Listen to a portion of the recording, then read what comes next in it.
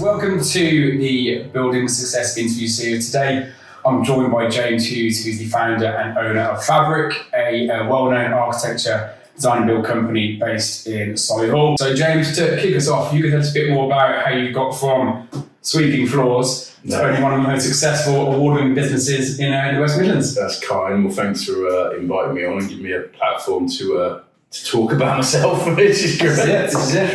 I guess the journey started out sweeping floors, as we said. I think it's important to start at the bottom, to be honest, so you get an idea of what the day-to-day is like for some people. That journey started as left school and became a carpenter. So I did a carpentry apprenticeship for 3-4 years, and that was brilliant. I think it's good to understand how building components are put together and the processes behind them, and the kind of crack and culture of site work. And I think when you're in the office, you can be quite detached from that.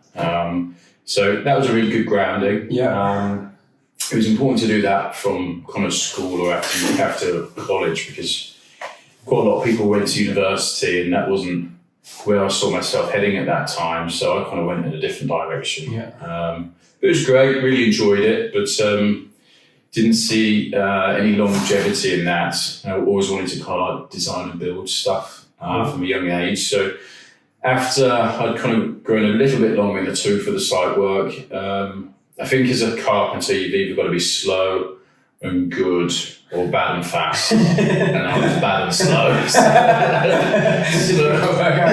It wasn't the right mix. So a changing career kind of beckoned, and and then embarked on a kind of 8-year journey through education, really. Started as, did a 4-year undergraduate in architecture, and then did 2 master's degrees, one in construction management and then one in urban design. So that kind of...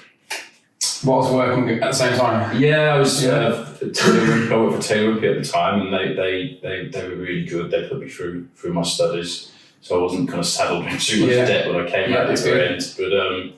But yeah, it was a great process, and I think that varied kind of educational path has actually put me in the right place today. That I kind of have a good understanding of a lot of things. And do you think that unique experience, as I said, discussed before, a lot of people at 16, 17 decide on their career and stick with it, whether that's going to be sort of carpentry or sort of skilled person on site, or whether it's architectural design or surveying, whatever that might be.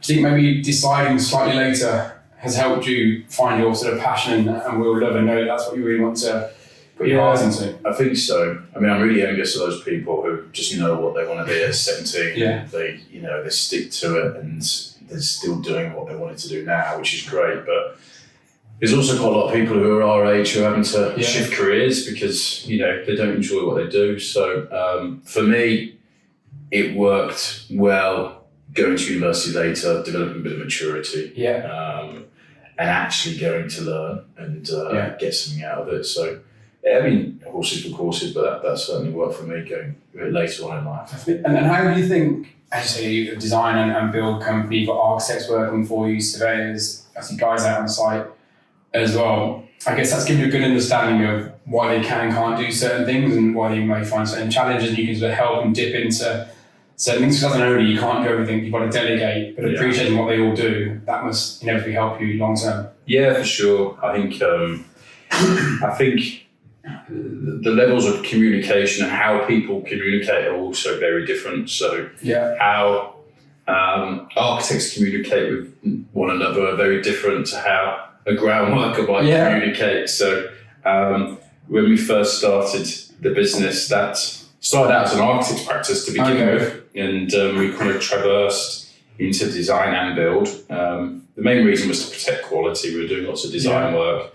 Locally contracting, in our experience at the time, was quite poor. So the client's experience was suffering, and the design was suffering. So we thought, why don't we just give this a crack and give it a go ourselves?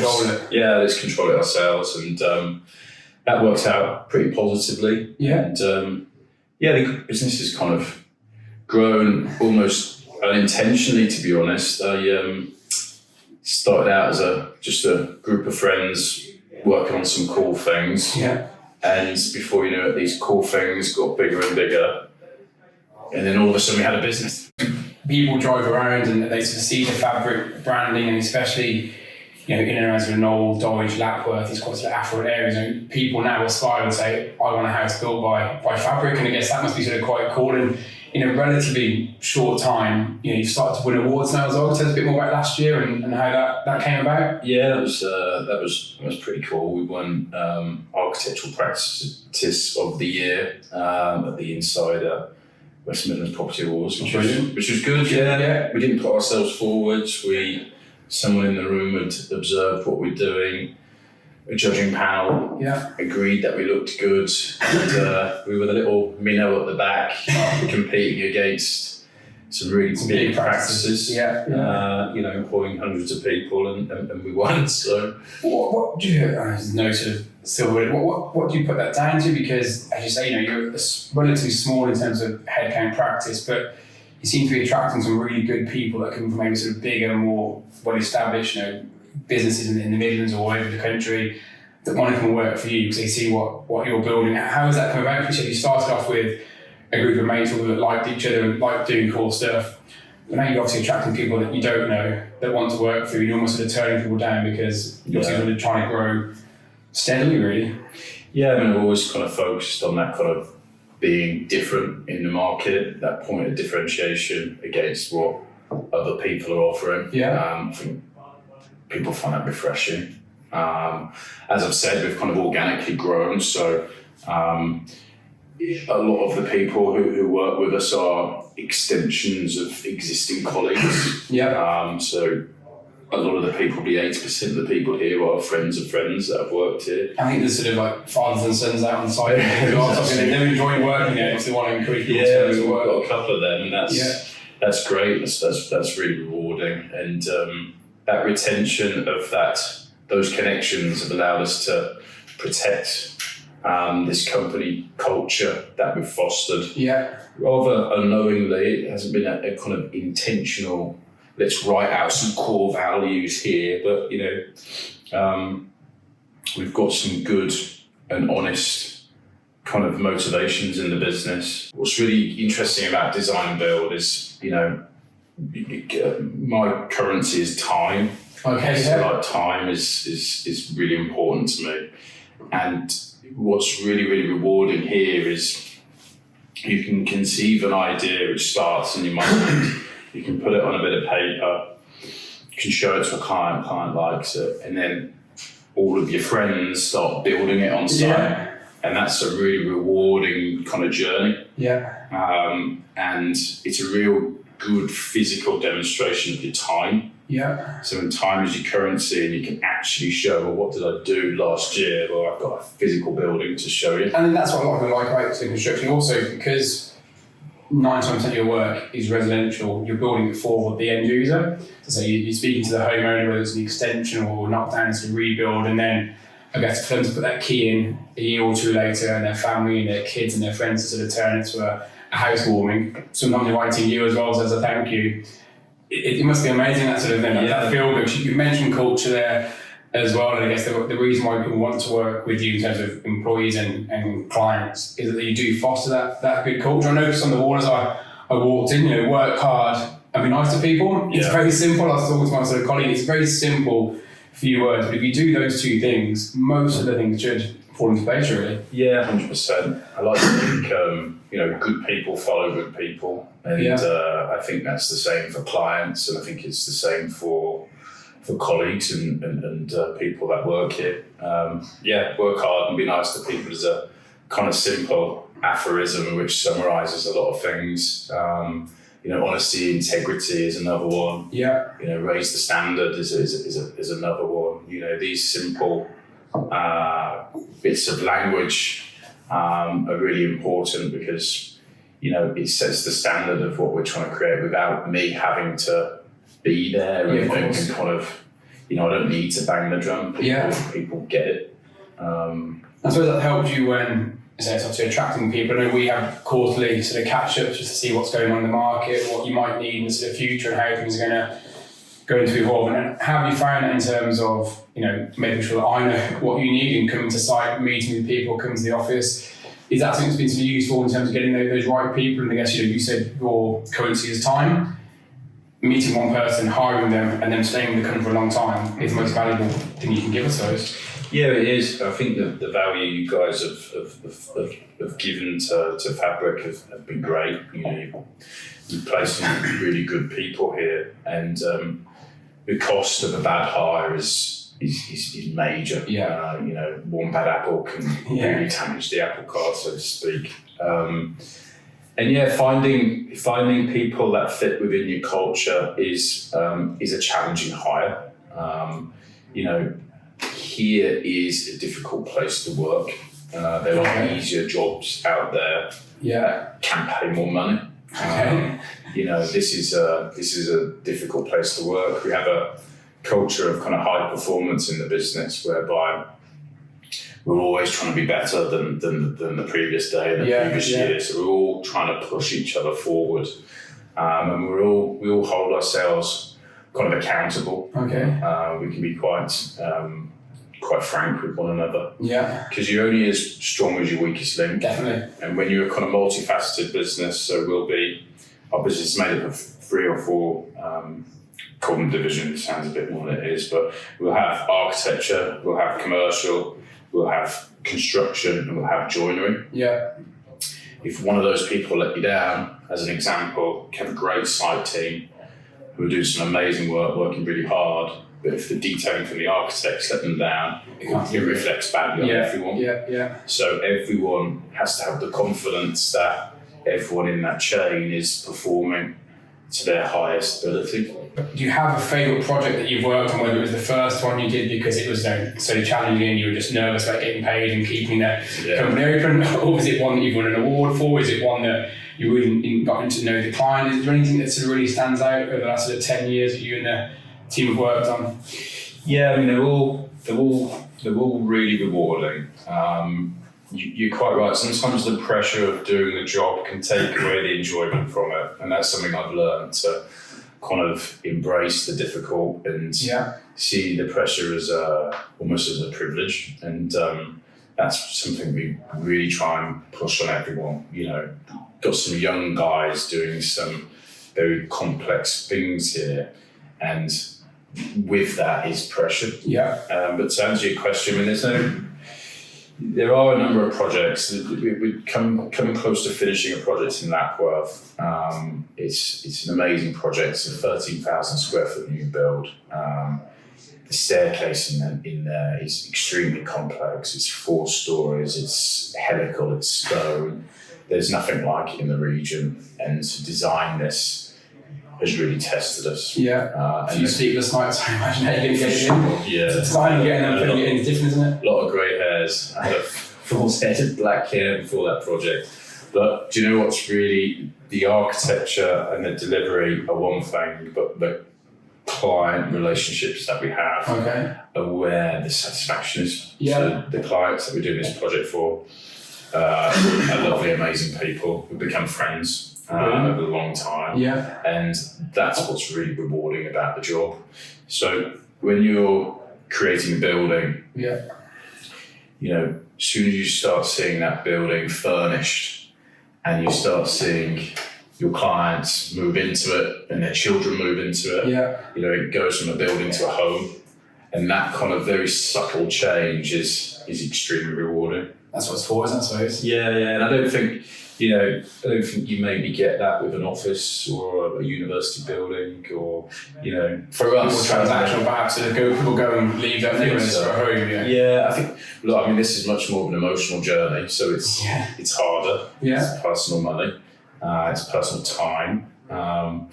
So it does come with more stresses, but it is more rewarding. So yeah. What's the plan then for this year and for Fabric for 2025 and onwards? Yeah, I mean, we're starting a project the Monday after next, which I think is going to be the best house in the Midlands. It really will be. It's around 22,000 square foot. It's one of the biggest houses in the Midlands as well. Yeah, it has to be really. and that's really going to push us as a business. It's going to be a real team effort to deliver that. It's a real responsibility to deliver that.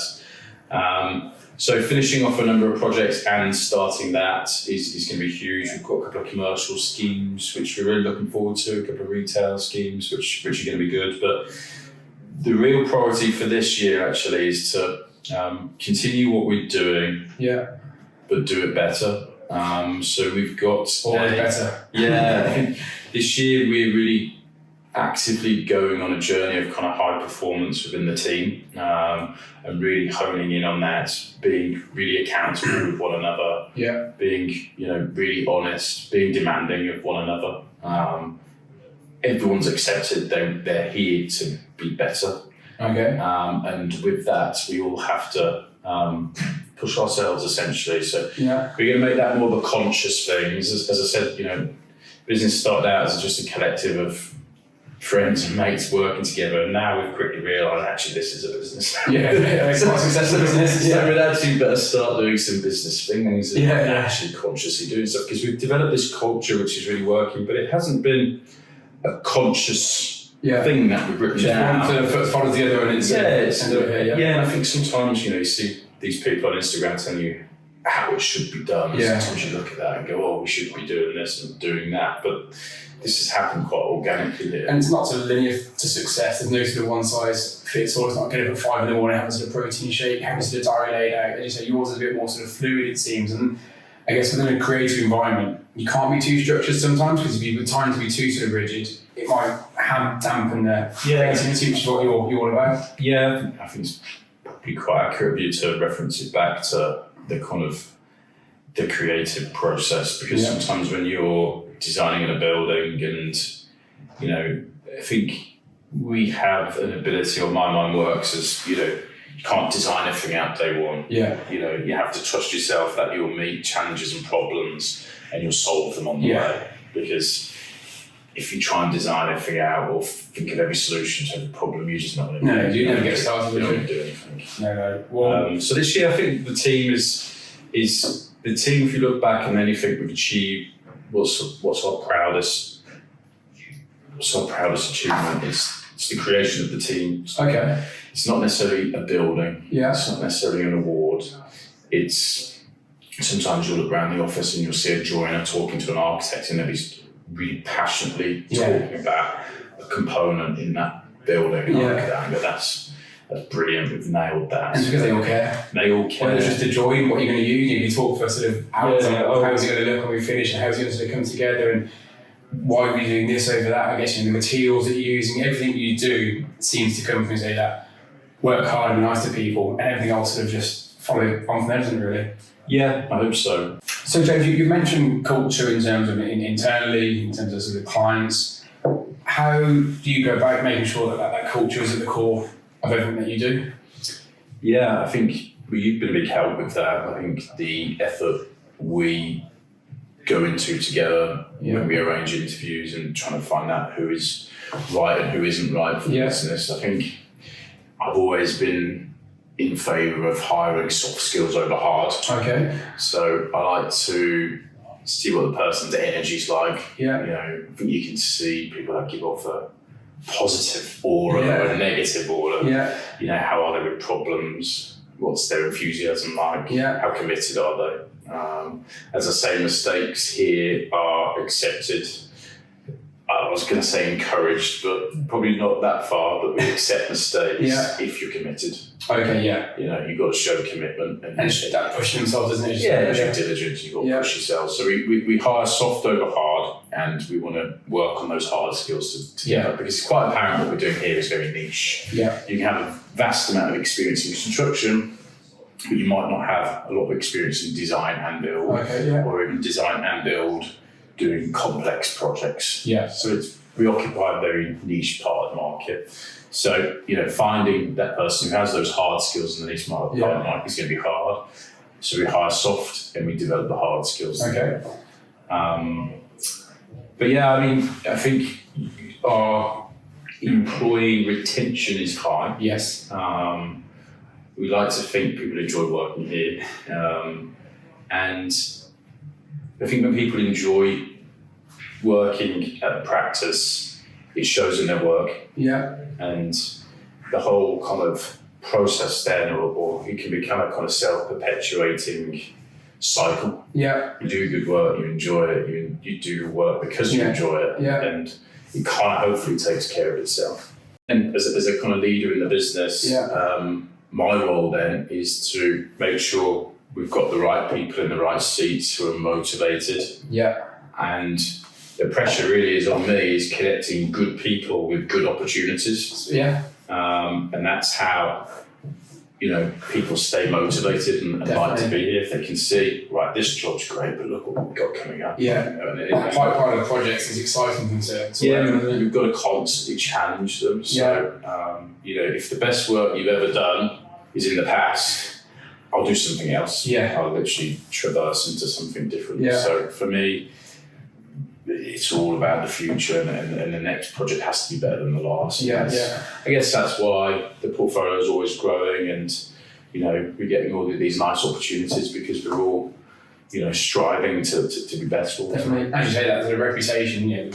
Whoever the owner of that property is about to build, 17 sort of plus square thousand feet, trust that you can do it because of the last couple of years, the properties they've seen you building, and then the guys out there want to build those properties, and who knows what you're going to do into the 2 or 3 years. I don't know where to limit as to what you're capable of, really. Yeah, it'd be nice. It'd be interesting to see. Like, we've got some really young guys out here with great careers ahead of them, already achieving some amazing things. Yeah. So if every year, I like to finish one year and look back, and you should be a very different person to the guy that entered the year than you're leaving it. And, I think what these young shoulders are achieving out there is something I'm really, really, really proud of, and it's my role now to keep giving them opportunities to push themselves further. Brilliant.